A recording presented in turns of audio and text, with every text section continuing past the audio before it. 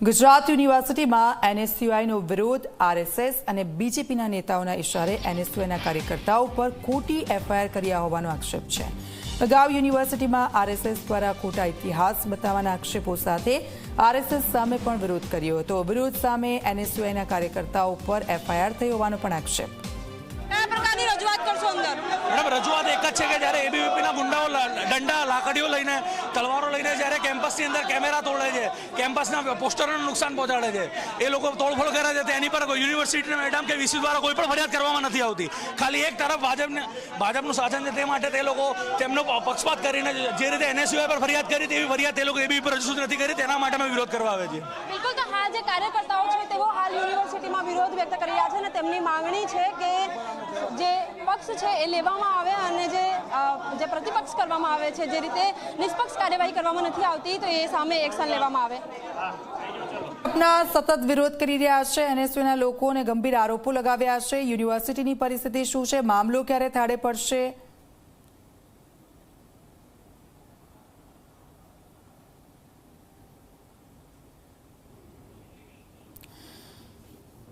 તો ગુજરાત યુનિવર્સિટીમાં એનએસયુઆઈનો આ વિરોધ, તેના દ્રશ્યો, આક્ષેપો થઈ રહ્યા છે। એનએસયુઆઈના કાર્યકર્તાઓ પર ખોટી ફરિયાદ કર્યાનો આરોપ છે। આરએસએસ અને બીજેપીના નેતાઓના ઇશારે ફરિયાદ કર્યાનો આરોપ છે અને તેની સાથે જ તે લોકોએ યુનિવર્સિટીને બાનમાં લીધી છે। વિરોધ સમયે હાજર નહીં હોવા છતાં ફરિયાદ કર્યાનો આરોપ છે। વિરોધના સમયે હાજર નથી હોતા છતાં પણ ફરિયાદ નોંધવામાં આવી છે। એનએસયુઆઈના કાર્યકર્તાઓ પર ખોટી ફરિયાદના આ આરોપો સાથે એનએસયુઆઈના કાર્યકર્તાઓ છે એ યુનિવર્સિટી ખાતે પહોંચ્યા છે અને વિરોધ દર્શાવી રહ્યા છે। એબીવીપીના લોકો જ્યારે દંડાઓ લઈને આવે છે ત્યારે તે લોકો પર તો કોઈ પણ પ્રકારની કાર્યવાહી કરવામાં નથી આવતી। એનએસયુઆઈના કાર્યકર્તાઓનું આ કહેવું છે, અમે નથી કરતા કંઈ જ, સાચી વાતનો વિરોધ કરીએ છીએ, તેમ છતાં પણ અમારી પર આ પ્રકારનું દમન કરવામાં આવી રહ્યું છે। એનએસયુઆઈ સતત વિરોધ કરી રહ્યું છે અને આપ જુઓ, બેનરો સાથે એનએસયુઆઈના કાર્યકર્તાઓ યુનિવર્સિટી ખાતે પહોંચ્યા છે। ગુજરાત યુનિવર્સિટીના આ દ્રશ્યો, એનએસયુઆઈનો આ સતત વિરોધ, આક્ષેપો થઈ રહ્યા છે કે એબીવીપી અને ભાજપના ઇશારે જે રીતે અમારી વિરોધ કાર્યવાહી થઈ રહી છે, ખોટી એફઆઈઆર થઈ હોવાના પણ આક્ષેપો છે। એનએસયુઆઈના જે કાર્યકર્તાઓ વિરોધ સમયે હાજર નથી તે લોકો પર પણ ખોટી એફઆઈઆર થઈ હોવાને લઈને એનએસયુઆઈનો આ વિરોધ છે। ખોટી એફઆઈઆર થઈ રહી છે તેને લઈને એનએસયુઆઈ આ વિરોધ દર્શાવ્યો છે।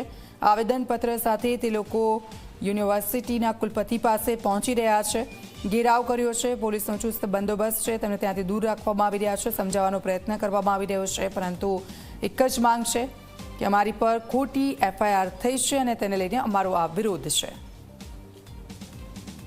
તો ગાંધીજીના ફોટા સાથે એનએસયુઆઈ વિરોધ કરી રહ્યું છે અને ત્યાં પહોંચ્યા છે એનએસયુઆઈના કાર્યકર્તાઓ।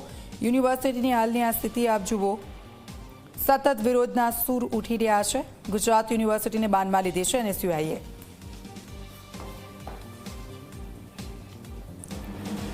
સીધા જઈશું, સપના શર્મા અમારી સાથે લાઈવ જોડાઈ ગયા છે। સપના, ઘણા બધા આક્ષેપો છે, ખોટી એફઆઈઆર થઈ હોવાનું પણ કહી રહ્યા છે ને એનએસયુઆઈનો આ વિરોધ, શું સ્થિતિ છે યુનિવર્સિટીની ત્યાં?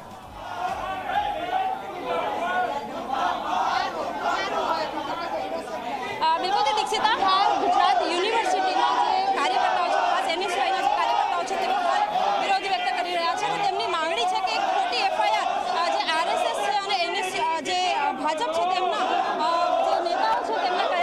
કરવામાં આવે છે તેની સામે જ આજે વિરોધ પણ વ્યક્ત કરવામાં આવી રહ્યો છે અને હાલ તમામ જે કાર્યકર્તાઓ છે તેઓ અત્યારે વિરોધ વ્યક્ત કરી રહ્યા છે અને તેમની માંગણી છે કે એક નિષ્પક્ષ તપાસ કરવામાં આવે, પરંતુ એ પ્રકારની કામગીરી નથી કરવામાં આવતી, જેના કારણે હાલ જે એનએસયુઆઈના કાર્યકર્તાઓ છે તેઓ વાઇસ ચાન્સેલર જે છે તેમની કેબિનની બહાર તેઓ હાલ વિરોધ વ્યક્ત કરી રહ્યા છે। જે કાર્યકર્તાઓ છે એમની સાથે પણ વાતચીત કરીશું, એમને પૂછીશું કે કયા પ્રકારની તેમની રજૂઆત છે, શું કે તેમની રજૂઆત શું છે તે તેઓ વાતચીત કરવા માંગશે અને તેમની સાથે વાતચીત કરશે। આપ જણાવો, કયા પ્રકારની રજૂઆત છે? રજૂઆત મેડમ એટલી જ છે કે જે આજથી થોડા સમય પહેલાં જે આરએસએસ દ્વારા અને યુનિવર્સિટી જે સંલગ્ન કાર્યક્રમ કરવામાં આવ્યો, તો એ કાર્યક્રમ જ્યારે કોઈ આરએસએસ કોઈ પાર્ટી નથી કે કોઈ આ રીતે પોલિટિકલ પાંખ છે, તો તમે એનો પ્રોગ્રામ પહેલાં તો કરાવી ના શકો યુનિવર્સિટીમાં. પણ યુનિવર્સિટીમાં આરએસએસના દબાવના કારણે પ્રોગ્રામ થયો અને ત્યાં સરદાર વલ્લભભાઈ પટેલનો ખોટો ઇતિહાસ રજૂ કરવામાં આવ્યો હતો કે આરએસએસને સરદાર વલ્લભભાઈ પટેલે બેન કર્યું હતું. પરંતુ આ લોકો તે ઇતિહાસ રજૂ કર્યો અને એના વિરોધમાં શાંતિપૂર્વક એનએસયુએ વિરોધ કર્યો હતો. તો એ વિરોધ પ્રદર્શનને આ લોકોએ એક ઉગ્ર આંદોલન કહીને ફરિયાદ રજૂ કરી તોડફોડની એવી. અને એ જ સાંજે જ્યારે એબીવીપી દ્વારા કેમ્પસની અંદર લાકડીઓ લઈને ફરતા હતા, ડંડા લઈને ફરતા હતા, તે સમયે આ લોકો કોઈ પણ ફરિયાદ યુનિવર્સિટી દ્વારા કરવામાં નહીં આવી. કેમેરા તોડ્યા છે, સીસીટીવી 4 થી 5 કેમેરા આ લોકોએ તે જગ્યાના તોડી નાખ્યા કે એ લોકો એમાં ના દેખાય. તે કેમેરા તોડ્યા તેની પણ કોઈ ફરિયાદ નથી કરી. તોડફોડ એ લોકોએ કરી તો યુનિવર્સિટી ત્યાં ફરિયાદ કરવા નથી. અમારા એનએસયુના વિદ્યાર્થીઓને આ લોકો સસ્પેન્ડ કરે છે, યુનિવર્સિટીની અંદર આવવામાં પ્રવેશબંધી કરે છે. એક એ પણ રજૂઆત આવી રહી છે કે ખોટી એફઆઈઆર થઈ છે, કોના દ્વારા અને કોના ઉપર ખોટી એફઆઈઆર થઈ છે? ખોટી એફઆઈઆર મેડમ યુનિવર્સિટીના રજિસ્ટ્રાર દ્વારા, વાઇસ ચાન્સેલર દ્વારા એનએસયુના વિદ્યાર્થીઓ પર કરવામાં આવી છે. અને એ જ વસ્તુ જ્યારે એબીવીપીના વિદ્યાર્થીઓએ હકીકતમાં કરી છે, તે ફરિયાદ કોઈ બી વીસીએ કે રજિસ્ટ્રારે નથી કરી. બિલકુલ. તો હાલ પાછળ પણ આ દ્રશ્યો જોઈ શકો છો કે જે કાર્યકર્તાઓ છે તેઓ હાલ વિરોધ વ્યક્ત કરી રહ્યા છે અને તેમની રજૂઆતો છે એ પ્રમાણેની જે કાર્યવાહી થવી જોઈએ એ પ્રમાણેની કાર્યવાહી નથી થતી. એના જ કારણે હાલ અત્યારે જે કાર્યકર્તાઓ છે તેઓ રજૂઆત કરી રહ્યા છે અને અન્ય જે કાર્યકર્તાઓ છે એમની સાથે પણ વાતચીત કરીશું. હાલ સૂત્રોચ્ચાર આપ જોઈ શકો છો કે પોલીસને આગળ કરી દેવામાં આવે છે. એ પ્રકારની જે નિષ્પક્ષ જે કાર્યવાહી થવી જોઈએ એ પ્રકારની કાર્યવાહી નથી થતી અને એના જ કારણે તમામ જે કાર્યકર્તાઓ છે એવો અત્યારે વિરોધમાં જોવા મળી રહ્યા છે. વાતચીત પણ કરીશું. કયા પ્રકારની રજૂઆત, શું રજૂઆત કરશો? આજની રજૂઆત એવી છે કે જે ગુંડાઓ આરએસએસ વાળા છે તેમના કહેવા ઉપર જે કુલપતિશ્રીએ જે અમારા કાર્યકર્તાઓ ઉપર જે ખોટા આરોપ લગાવ્યા છે કે જે છોકરાઓ ચાલુ લેક્ચરમાં હતા અને એ છોકરાઓના નામ એફઆઈઆરમાં લખ્યા છે, તો એ છોકરાઓના નામ એફઆઈઆરમાંથી રદ કરે અને જે પણ ખોટી ફરિયાદો કરવામાં આવી છે એ પાછી લે. નકર આરએસએસના ગુંડાઓ સાંભળી લેજો, આ એનએસયુઆઈ છે, નહીં જીવવા દે. બિલકુલ. એનએસયુઆઈના જે અન્ય કાર્યકર્તા છે એમની સાથે પણ વાતચીત કરીશું. એમને પૂછીશું, અચ્છા કોઈ રજૂઆત થઈ જે રીતે ખોટી એફઆઈઆરના દાવાઓ આપ કરો છો, વાઇસ ચાન્સેલરની કોઈ રજૂઆત કરવામાં આવી છે? તમે વિચારો કે એક શૈક્ષણિક સંસ્થા છે, ત્યાં કોઈ એક વિચારધારા ના થોપવાની હોય, અહીંયા એક વિચારધારા થોપી રહ્યા તેવું દેખાઈ રહ્યું છે. આ ક્યારે ચલાવી લેવામાં ના આવે. એબીવીપીના ગુંડાઓ રાત્રે તોડફોડ કરે છે, એમના ઉપર ફરિયાદી નહીં, રજિસ્ટ્રાર ફરિયાદી બને છે. એવા શું કૌભાંડો કર્યા છે કે તમારે ડર છે કે તમે સસ્પેન્ડ થઈ જશો? કુલપતિ બીજેપીના દલાલો તેવી રીતે કામ કરી રહ્યા છે. અમારી માંગ છે કે એબી ઉપર અને જે યશરાજ ખેર અને શિવરાજ બારડ અહીંયા હતા જ નહીં, એમના ઉપર ફરિયાદ અમે માનહાનિનો કેસ કરવા જઈ રહ્યા છીએ.